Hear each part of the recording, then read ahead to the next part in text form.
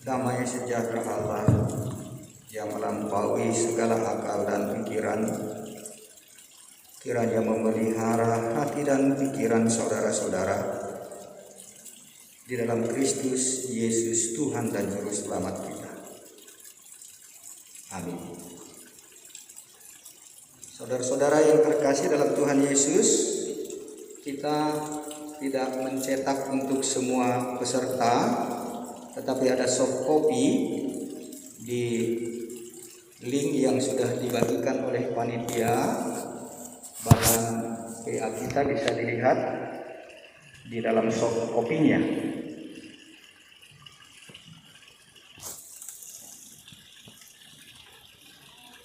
Firman Tuhan sebagai bahan PA kita pada pagi hari ini 1 Samuel 12 ayat 20. Dan berkatalah Samuel kepada bangsa itu, jangan takut. Memang kamu telah melakukan segala kejahatan ini. Tetapi janganlah berhenti mengikuti Tuhan, melainkan beribadahlah kepada Tuhan dengan segenap hatimu. Demikian firman Tuhan. Saudara-saudara yang dikasihi Tuhan Yesus, Samuel adalah hakim terakhir sebelum bangsa Israel memasuki masa pemerintahan kerajaan. Samuel mengurapi Saul menjadi raja bagi Israel atas desakan bangsa Israel.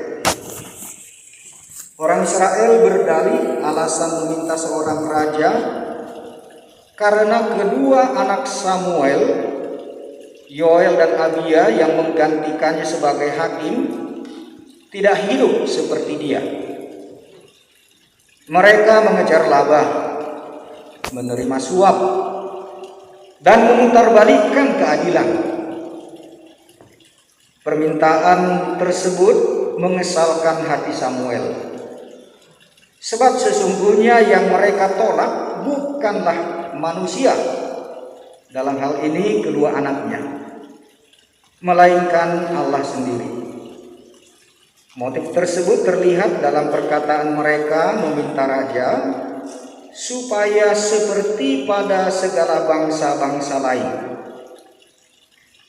Permintaan raja bagi Israel merupakan kejahatan besar di mata Allah. Itu adalah keinginan hati untuk meninggalkan Allah dan beribadah kepada Allah lain yang senantiasa tersembunyi di dalam diri orang Israel. Apa yang mereka lakukan itu sesungguhnya tepat seperti nenek moyang mereka menyakiti hati Allah yang telah menuntun mereka keluar dari Mesir dengan menyembah patung lembu emas di padang gurun. Namun Tuhan menjawab Samuel agar mendengarkan perkataan mereka. Setelah Samuel mengurapi Saul menjadi raja, ia minta diri dari segenap bangsa Israel. Masa hakim-hakim selama kurang lebih 400 tahun, Tuhan menghukum mereka berulang kali karena penyembahan berhala. Dan Tuhan mendatangkan bangsa-bangsa asli di tanah Kanaan untuk menindas mereka. Namun ketika mereka bertobat, Tuhan mendengar teriak mereka minta tolong dengan mengirimkan hakim untuk membebaskan mereka. Bangsa-bangsa Kanaan itu sesungguhnya dibiarkan Tuhan tinggal untuk mencobai orang Israel itu dengan perantaraan mereka. Tuhan mencobai orang Israel dengan perantaraan mereka untuk mengetahui apakah mereka mendengarkan perintah yang diberikan Tuhan kepada nenek moyang mereka dengan perantaraan Musa. Nas PA kita ini adalah pidato perpisahan Samuel. Ia memberikan testimoni di hadapan segenap bangsa Israel sekaligus memperingatkan mereka akan semua titah Tuhan dan hukum Musa. Peringatan tersebut merupakan perjanjian yang harus mereka lakukan dengan taat. Samuel juga menetapkan ancaman hukuman Tuhan terhadap segenap bangsa Israel apabila mereka melanggar dan mengingkarinya. Jika mereka tidak mendengarkan firman Tuhan dan menentang titahnya, maka tangan Tuhan sendiri akan melawan mereka dan raja yang memerintah mereka. Wejangan perpisahan Samuel ini sejalan dengan wejangan perpisahan Musa dan wejangan perpisahan Yosua. Tetapi lebih dari mereka, Samuel menunjukkan kebodohan bangsa Israel dengan menginginkan seorang raja untuk menyelamatkan mereka. Mereka lebih menginginkan kekuatan tangan manusia daripada tangan Tuhan. Saat itu juga Samuel menunjukkan kekuatan tangan Tuhan di hadapan segenap bangsa Israel. Dengan berdoa, Samuel berseru kepada Tuhan. Maka Tuhan mendatangkan guruh dan hujan, sehingga sangat takutlah seluruh bangsa itu kepada Tuhan dan kepada Samuel. Lalu seluruh bangsa itu memohon Samuel berdoa kepada Tuhan supaya jangan kami mati, sebab dengan meminta raja bagi kami menambah dosa kami dengan kejahatan ini. Itulah pengakuan bangsa Israel. Lalu Samuel berdoa lagi, maka guruh dan hujan itu pun reda. Hal itu tentu sangat mengejutkan mereka. Sesaat sebelumnya mereka sangat meremehkan Samuel dan tidak percaya kepada Tuhan. Namun sekarang mereka menyadari kebutuhan mereka akan hamba Tuhan. Apa yang disaksikan Samuel adalah untuk mengkonfirmasi orang-orang dalam agama dan kepercayaan apapun bahwa Tuhan Allah Israel adalah Allah yang hidup dan maha kuasa. Apapun yang dijadikan Tuhan oleh semua suku bangsa ternyata menipu diri sendiri. Namun Samuel memberikan dorongan semangat kepada bangsa Israel. Jangan takut. Memang kamu telah melakukan segala kejahatan ini, tetapi janganlah berhenti mengikuti Tuhan, melainkan beribadahlah kepada Tuhan dengan segenap hatimu. Itulah teks kita PA pagi ini. Cara yang dilakukan Samuel mendatangkan badai dan guntur tentu sangat mengejutkan, bahkan menakutkan. Sesungguhnya ada banyak cara lain yang dapat Tuhan gunakan melalui hamba-hambanya. Darinya kita juga diingatkan akan banyaknya orang yang tidak ingin Kristus memerintah atas mereka, namun hanya senang menjadikan dia perantara untuk menolak murka Allah. Apa yang telah dilakukan Samuel dapat menyadarkan segenap bangsa Israel maupun kita pada saat ini akan kesalahan besar dan kejahatan menolak Tuhan dengan meminta seorang raja. Namun Samuel tidak surut ke belakang, menarik kembali keputusan umat dan ketetapan Tuhan atas mereka. Hanya diperingatkannya supaya jangan mereka berhenti mengikuti Tuhan, tetapi supaya beribadah hanya kepadanya. Praktek dalam kehidupan bergereja kita selama ini pun bisa jadi ada hal yang sama seperti itu. Sistem demokrasi yang diberlakukan dalam proses pengambilan keputusan dalam gereja adalah cara-cara yang tidak sesuai dengan prinsip gereja sebagai tubuh Kristus, dan Kristus adalah kepala. Namun selaku hamba Tuhan, kita patut dan harus mengkonfirmasi semua orang dari berbagai aliran dan pendapat bahwa Kristus adalah satu-satunya Raja dan penguasa di dalam gereja. Manusia, siapapun itu, adalah baik ketika ada di tempatnya yang benar. Tetapi ketika seseorang ditempatkan di tempat Tuhan, itu adalah hal yang sia-sia dan kesalahan besar. Seperti Samuel juga, kita tidak harus menarik mundur ke belakang. Tetapi kita berdosa jika kita menahan doa, dan khususnya jika kita berhenti berdoa untuk gereja.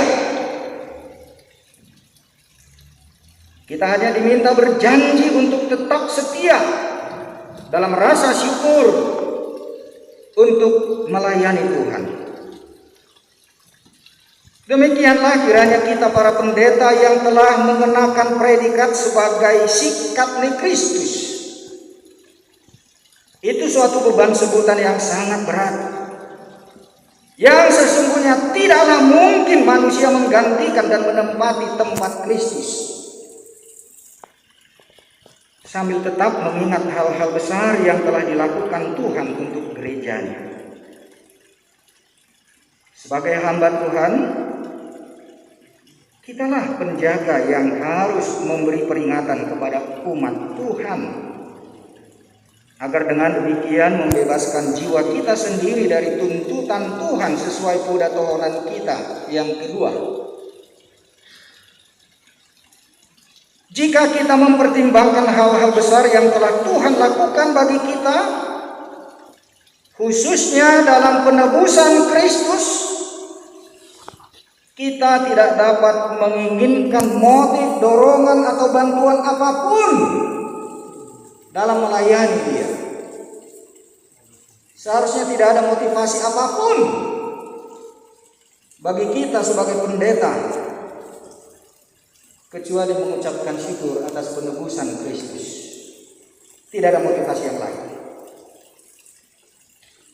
Bisakah kita memerintahkan kekuatan seperti yang dilakukan Samuel melalui doanya? Bisakah kita melakukan mujizat yang menakutkan umat ini untuk mengatakan tidak untuk segala selera manusia dunia ini? Namun kesalahan besar dan kejahatan bangsa Israel tidak menutup hati Tuhan untuk menunjukkan kuasa kasih-Nya kepada gerejanya. Ini untuk menyadarkan kita akan kesalahan kita. Tentunya kita berharap Tuhan tidak akan memperlihatkan dosa-dosa kita dengan badai dan guntur, seperti yang terjadi kepada bangsa Israel itu. Namun bukan berarti hal yang sama tidak akan dilakukan Tuhan. Lebih dari itu Tuhan bisa lakukan.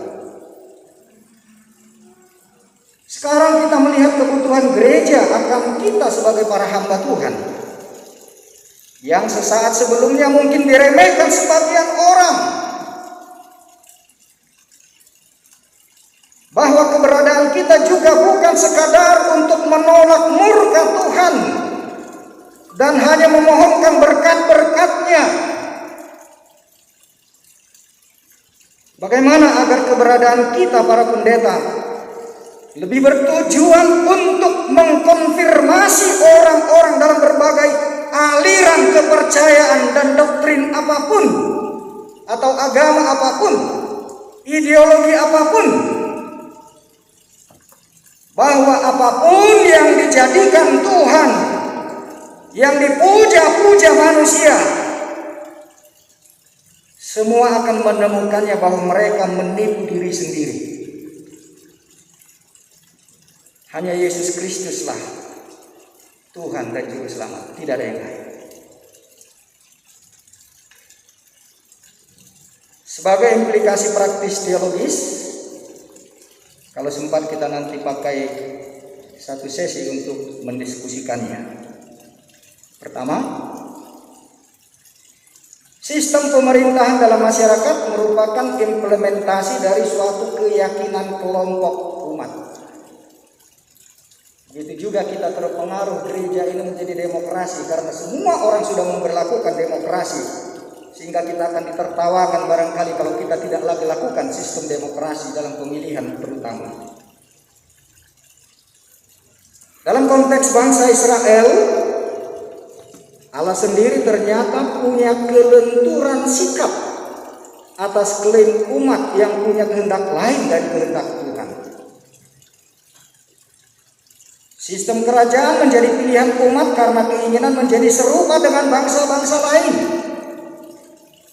Namun demikian, Allah mempunyai ketetapan yang absolut bahwa semua orang harus menyembah dan beribadah hanya kepadanya sebagai Allah satu-satunya. Sebagaimana tema di atas, hanya Kristuslah Tuhan dan Juru Selamat. Tidak ada yang lain kecuali Dia. Dia adalah kekuatan bagi gereja. Dialah mazmur pujian yang kita nyanyikan selamanya, bukan memuja manusia. Kepada Dia kita percaya, maka kita tidak akan gemetar walau apapun terjadi dan yang akan terjadi kelak. Kedua, COVID-19 telah membuktikan bahwa semua manusia adalah sama. Pendeta juga manusia. Banyak juga yang sudah mengalami dampaknya, bahkan menjadi korban meninggal dunia. Namun wabah COVID-19 ini juga telah memberikan cakrawala hidup yang sangat terbuka yang tidak pernah terbayangkan pada mulanya. Kita tidak pernah membayangkan akan seperti ini sistem rapat kita ini. Ada di berbagai tempat, tapi rapat berjalan dengan baik. Tidak pernah kita bayangkan sebelumnya. Sekaligus juga tentunya menjadi tantangan bagi semua orang, terutama kita para pendeta. Namun tujuan dan arah satu-satunya yang harus jelas dan tegas bagi kita adalah bagaimana supaya semua umat manusia selamat dan beroleh hidup kekal di surga. Bukan dunia ini tujuan kita, alias satu surga dusbi. Karena itu celakalah kita kalau karena kita, jemaat kita itu terhalang datang ke surga. Tanpa dan di luar Yesus Kristus itu tidak akan tercapai dan hanya akan sia-sia. Magopodo hapa di tahun mulu dak tu surga kabasta yalani hita. Mulu nailokna suban ni apinaroko do padita marjiam si somoni. Semua sudah sia-sia. Kalau karena kita pendeta jemaat kita itu terpecah belah dan tidak datang kepada Kristus, justru menjadi menjauh. Karena itu bergantunglah hanya kepada Dia dengan saling membantu untuk menghadapi dan memaknai COVID-19 ini. Kalau saya dengan tegas berani mengatakan bahwa COVID ini justru karunia Tuhan, bukan hukuman Tuhan. Bukan hukuman Tuhan. Pandemi ini adalah karunia Tuhan, supaya terbuka cakrawala kita melihat betapa karya Tuhan yang selama ini tidak pernah kita bayangkan, sekarang sudah terbuka. Bukan sebagai hukuman Tuhan, sebaliknya kasih karunia-Nya. Sebagaimana subtema dengan pandemi COVID-19, semua pendeta maupun warga gereja, bahkan segenap rakyat dan bangsa-bangsa telah dapat saling berkolaborasi dan berjejaring. Itu juga HKBP Smart, HKBP Mart. Kita sudah terbuka untuk berjejaring yang tidak pernah kita bayangkan sebelumnya. dalam misi dan tugas kita masing-masing. Karena itu tertinggal zaman kita kalau kita anggap jemaat hanya yang terdaftar di buku ruas Kuriatai Ruasta. Seluruh dunia ini sudah menjadi ruas dan pelayanan kita. Namun tugas kita pendeta adalah bagaimana supaya tujuannya tetap sama dan hanya satu-satunya, kerajaan sorga. Ini loh tujuan. Tidak ada tujuan untuk membesarkan nama siapapun, membesarkan gereja. Tujuan harus satu-satunya, asa satu surga jolmai. Ketiga, setiap tahap awal kepemimpinan adalah saat di mana dilakukan pembaharuan perjanjian umat dengan Allah. Ini adalah sejarah yang patut dicatat dan dikenang. Bagaimana Allah telah berkarya di masa yang lampau dan menjanjikan pertolongannya di masa mendatang. Asal saja kita umat tetap setia. Pemimpin yang baik akan menjalankan tugasnya dengan baik bila takut akan Tuhan. Hal itu terjadi bukan karena didikte ataupun karena ancaman maupun godaan iming-iming. Takut akan Tuhan adalah sikap yang lahir dari kesadaran akan kedahsyatan Allah dan kesukaan untuk tunduk kepadanya, mengakui kebesarannya atas kehidupan dan kepemimpinan seseorang. Takut akan Tuhan diungkapkan dalam ibadah, dengar-dengaran akan firman, dan berpegang pada segala ketetapan Tuhan. Sama seperti Samuel, kita para pendeta selaku hamba Tuhan menjadi penting karena dapat membimbing seseorang menjadi ikon halakato akan westego gabi raja. Dan kita nagabi raja. Bukan kita yang mau menjadi raja, tetapi akar westego asa gabi raja itu. Aka anak ni raja itu. Aledang raja Tuba deh. Kerajaan di Gunung Jagir. Bagaimana supaya jemaat kita itu menjadi raja? Kita tetap adalah hamba Tuhan. Seperti Samuel yang sudah mengangkat Saul menjadi raja, dia menjadi teladan dalam hidupnya. Keempat,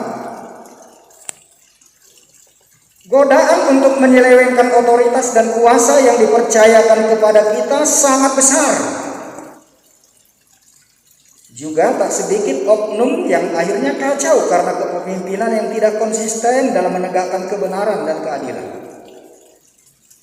Tapi kepemimpinan Samuel bersih dari ambisi dan kepentingan pribadi.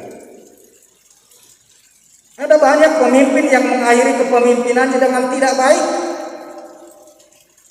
Ada yang jatuh di tengah jalan karena ambisi pribadi. Ada pula yang jadi gila kuasa sehingga tidak mau turun meski sudah waktunya. Samuel sudah menghantar umat Israel sesuai dengan panggilannya sebagai hakim dan nabi. Saul sudah diterima dan dilantik menjadi raja Israel. Karena itu bentuk dan cara kepemimpinan bisa dan pasti berbeda. Tetapi hal-hal esensial harus tetap sama. Amin. Mungkin ada waktu 10 menit. Silahkan kalau ada spontanitas mau memberikan respon. Pendeta Penasihat yang sudah menyampaikan penerahan Alkitab dengan sangat mendalam dan sangat relevan dengan konteks rapat pendeta HKBP, seluruh HKBP saat ini. Apalagi kita mengakui demokrasi sebagai anugerah Tuhan yang sangat besar dalam kehidupan kita. Karena kebetulan kita memang berada dalam konteks juga termasuk pemilihan ketua rapat pendeta yang kita anggap sebagai pemimpin di tengah-tengah kita. Seperti kerinduan umat Israel untuk memiliki seorang pemimpin pilihan hati mereka.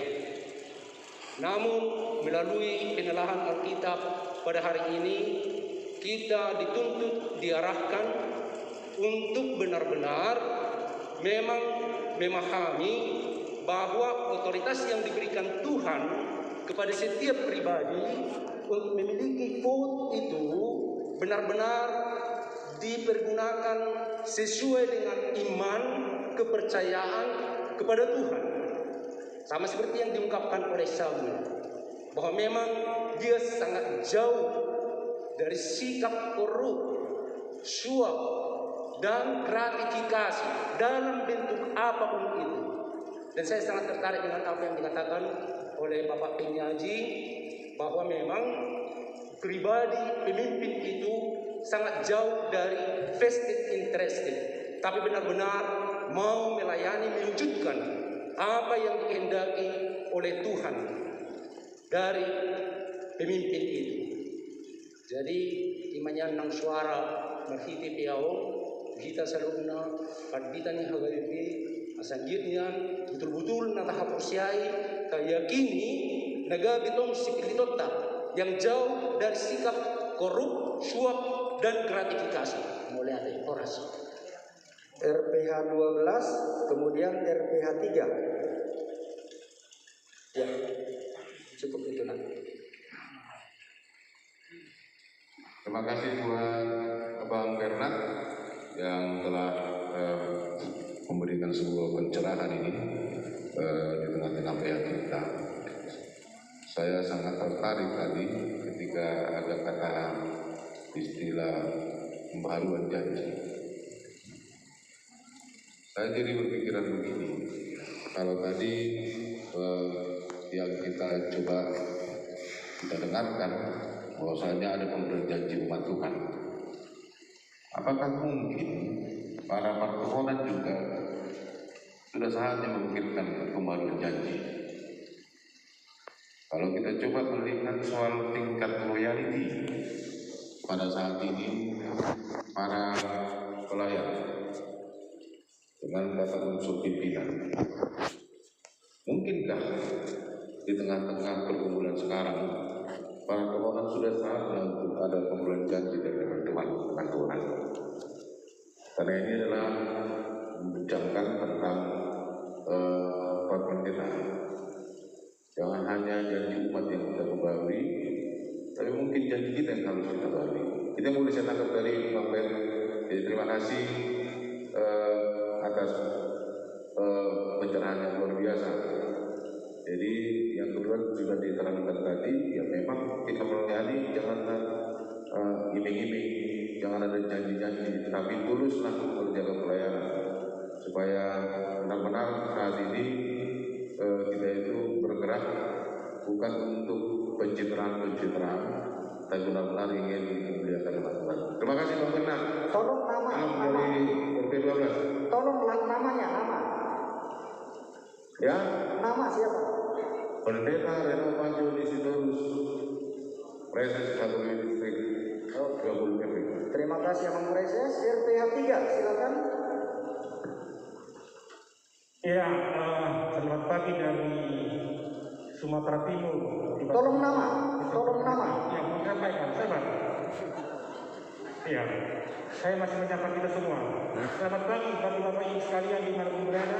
Kami dari titik 3 Sumatera Timur dari Gereja Katolik Harapan menyapa kita bersama.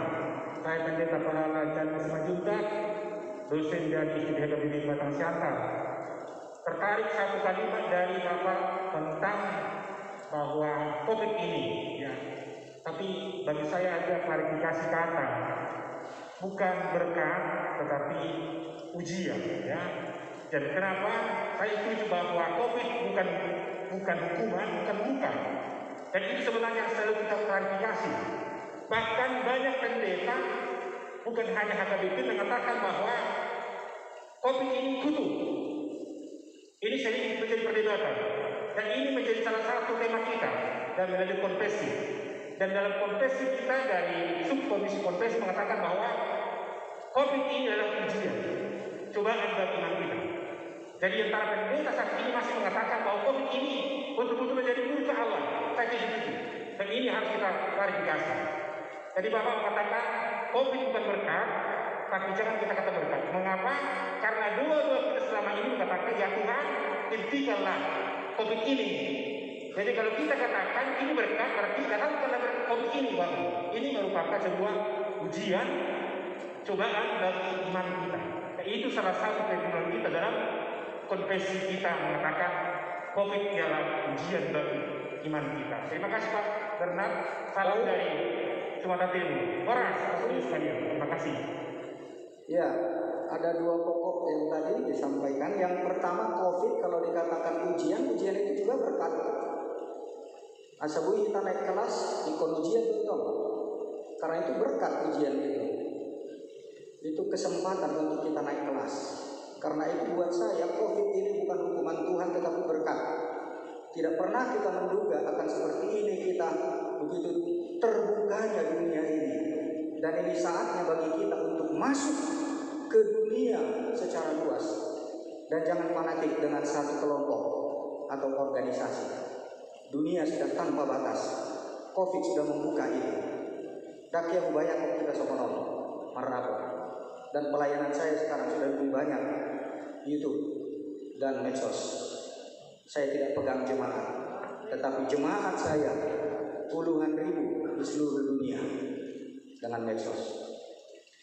Yang kedua dari Bapak General tadi, dalam penekanan saya di sini juga sama seperti sikap Samuel. Kita bukan mau menarik mundur kembali ke sistem kuno. Demokrasi sudah sistem dunia yang secara normatif diterima semua kalangan. Dan kita bukan mau kembali ke sistem-sistem yang lama. Tetapi bagaimana demokrasi itu betul-betul dalam takut akan Tuhan. Kita menerima buah acara taktik naik pemilihan. Tata dabi diberita. Tetapi tetap tujuan jangan ada yang lain. Kolangan yang membuat disuruh tidak ada yang lain. Karena itu menjadi renungan dan pertanyaan. Mulu naik di angka posisi jabatan dari naik dua kita, apa motivasi kita? Tidak boleh ada tujuan yang lain kecuali asal suruh dulu angka bersih. Mulu soal ini cuma kita tanggal tohonate. Jangan karena sistem dunia yang kita terima, kita berlakukan, kita pakai, tetapi menjadi batu sandungan dan membuat orang jadi meninggalkan Tuhan. Ikon langsung mati Tuhan Yesus. Tetapi mungkin sistem demokrasi itu juga boleh dimodifikasi supaya jangan liar tanpa ada ketentuan bahwa itu keputusan yang dari Tuhan, bukan karena kemenangan torok di suara.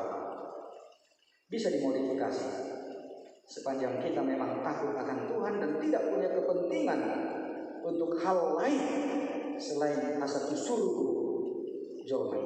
Amin.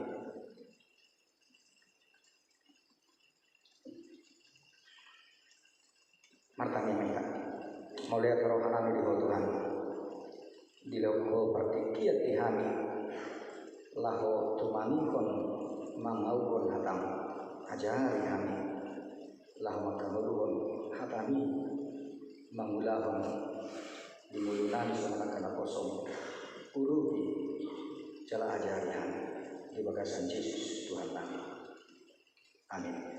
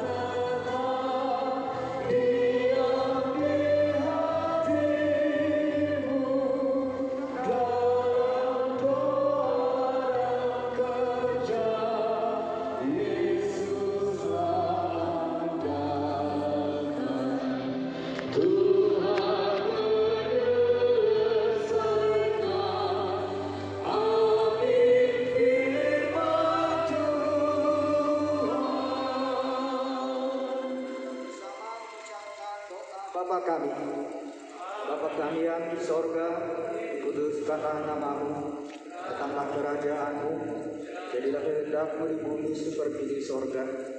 Berikanlah kami pada hari ini makanan kami yang secukupnya, dan ampunilah kami akan kesalahan kami, seperti kami juga telah mengampuni orang yang bersalah kepada kami. Dan janganlah membawa kami ke dalam pencobaan, tapi lepaskanlah kami daripada yang jahat. Karena Engkau yang mempunyai kerajaan dan kuasa dan kemuliaan sampai selama-lamanya. Anugerah Tuhan kita Yesus Kristus, kasih setia Allah Bapa, dan persekutuan Roh Kudus kiranya menyertai saudara hari ini hingga kekal selama-lamanya. Amin.